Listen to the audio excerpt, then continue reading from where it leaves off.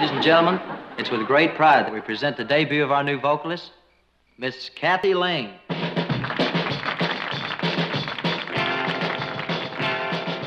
I've got a neighbor, he's a nice young man.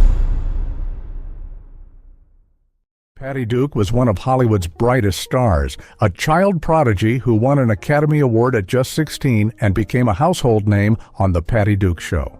But behind the fame was a woman who survived a painful childhood, battled mental illness, and struggled to balance her career with motherhood. She was a mother of 3 sons, Kevin, Sean, and Mackenzie. Each took a very different path in life. 2 followed her into the spotlight, while 1 chose to live quietly away from it all. Together, they carry both the legacy and the lessons of growing up with Patty Duke. In this story, we'll explore her journey from a troubled childhood to Hollywood fame, her challenges as a mother, and what became of her 3 sons, through their own words and the stories shared in People and I'm a Mama. Patty Duke was born Anna Marie Duke on December 14, 1946, in the Bronx, New York. Her early life was defined by chaos. Her father, John, was an alcoholic who left when she was 6. Her mother, Frances, battled clinical depression and struggled to provide a steady home. When Patty was only 8 years old, her mother entrusted her to a husband and wife talent management team, John and Ethel Ross. The Rosses promised to make her a star, and they did, but they also took complete control of her life. They changed her name to Patty, kept most of her earnings, dictated what she ate, and even controlled her speech. Patty would later say, "They took my childhood. I wasn't allowed to have feelings or make mistakes." She described herself as a product they polished and sold, not a child who was loved. Despite the emotional abuse, Patty's natural talent and determination shone through. At just 12 years old, she delivered a breathtaking performance as Helen Keller in The Miracle Worker on Broadway. She later reprised the role in the 1962 film adaptation. This performance won her an Academy Award for Best Supporting Actress, making her, at 16, one of the youngest winners in Oscar history. But fame came with new pressures. Patty became a national sensation, and at only 17, she starred in The Patty Duke Show, playing identical cousins Kathy and Patty. On screen, she was cheerful, clever, and confident, the perfect teenage idol. Off-screen, she was deeply lonely, overwhelmed, and suffering from mood swings she didn't understand. In her memoir, Call Me Anna, she wrote, "I was everybody's happy little girl on TV, but I was falling apart inside." We've hit 10,000 subscribers, and it's all thanks to you. But this is just the beginning. If you want more deep dives, insights, and discoveries, hit that subscribe button. Let's reach those 15,000 subscribers together. Your support means a lot. She began to experience severe highs and lows, symptoms of what would later be diagnosed as bipolar disorder, though at the time, no one recognized it. Fame, manipulation, and trauma had already left deep scars. And while Patty Duke would go on to rebuild her life and win respect as an actress and mental health advocate, the pain from her childhood didn't simply vanish. When she became a mother herself, she carried both the determination to give her children a better life and the unhealed wounds of her own past. By the late 1960s, Patty Duke was a major Hollywood star, but her personal life was a storm of confusion, emotion, and impulsive choices. She longed for love and stability, things she had never truly known as a child. In her 20s, she entered a highly publicized relationship with actor Desi Arnaz Jr., the teenage son of Lucille Ball and Desi Arnaz.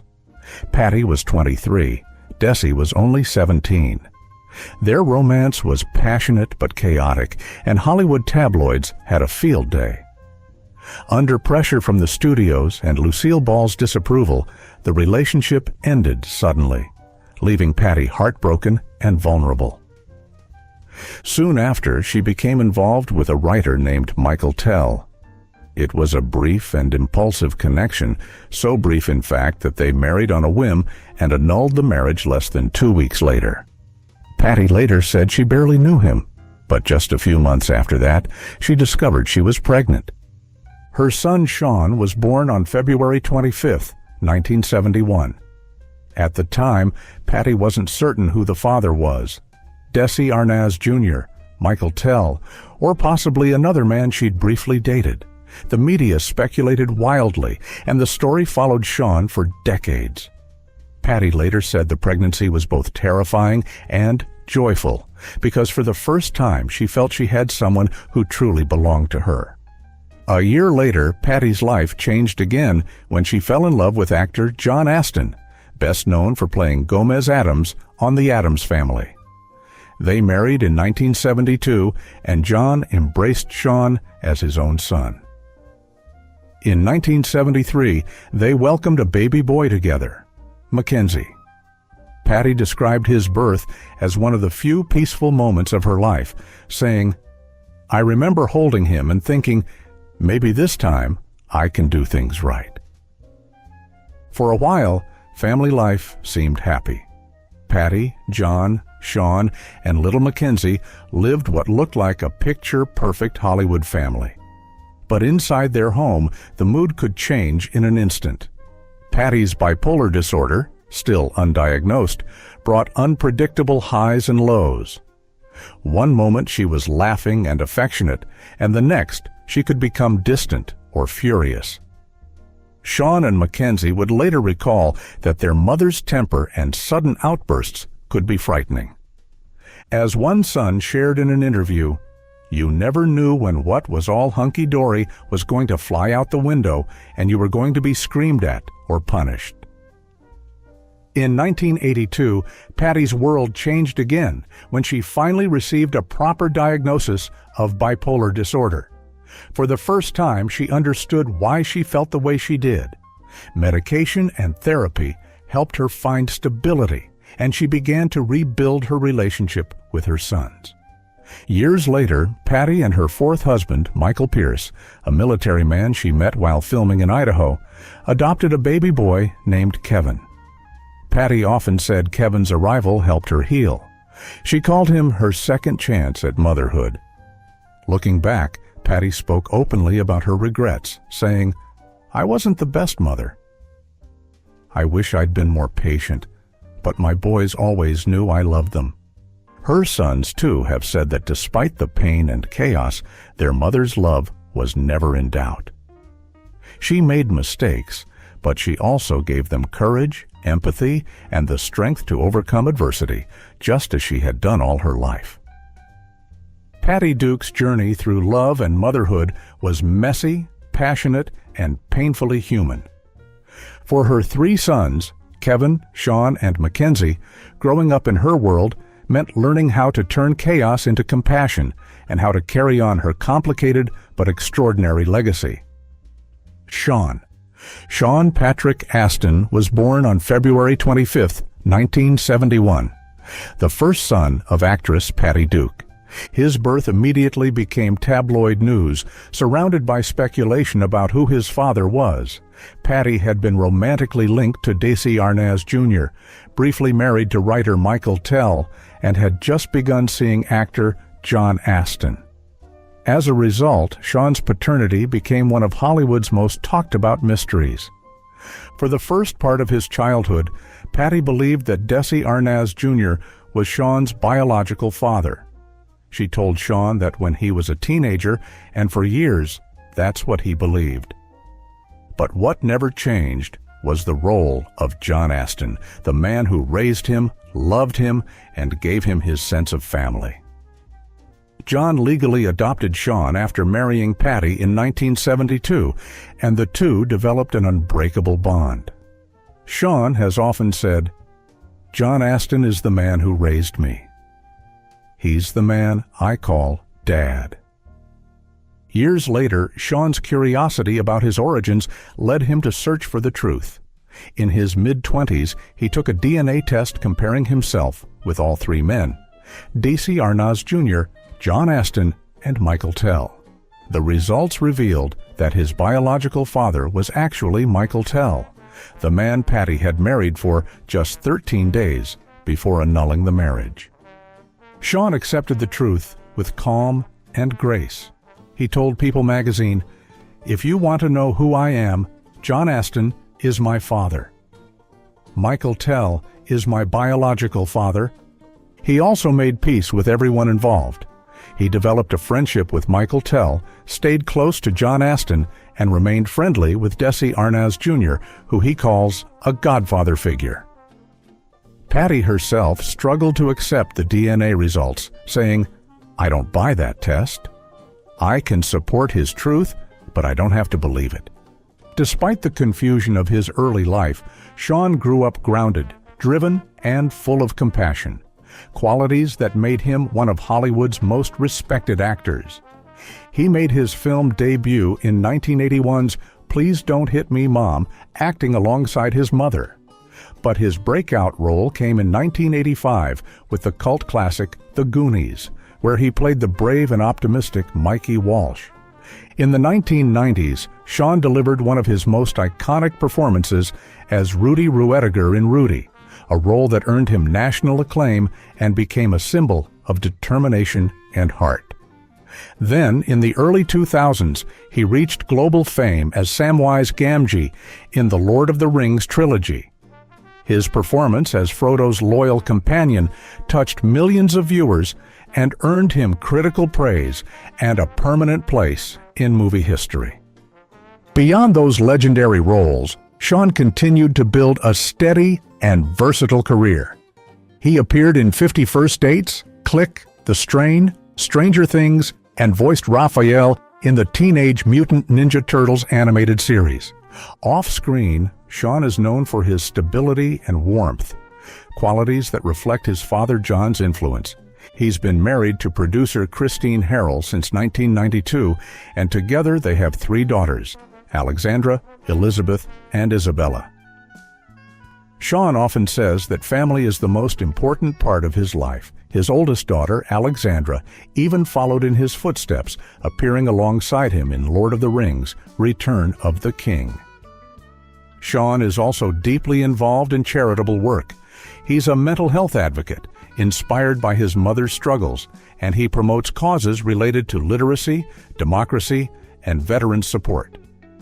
After Patty Duke's death in 2016, Sean shared emotional tributes, calling her strong, powerful, and a voice for the voiceless. Sean Astin's story is a full circle, a boy born in confusion who grew into a man defined by love, loyalty, and integrity. Through his work, his family, and his advocacy, Sean continues to honor the best parts of his mother's legacy: her courage, her humanity, and her unbreakable spirit. Kevin. Patty Duke's third son, Kevin, came into her life during a calmer, more peaceful chapter. By the mid-1980s, after years of chaos, Patty had finally begun to find balance. While filming a TV movie in Idaho, she met Michael Pierce, a military drill instructor who was nothing like the Hollywood men she had known before. He was grounded, patient, and kind. Patty later said she knew almost immediately that he was different, that he made her feel safe. They married in 1986, and together they adopted a baby boy named Kevin. For Patty, this was a new beginning, a chance to experience motherhood without the storm of fame or mental illness clouding her world. Kevin grew up in Idaho, far from Hollywood, where life was slower and quieter.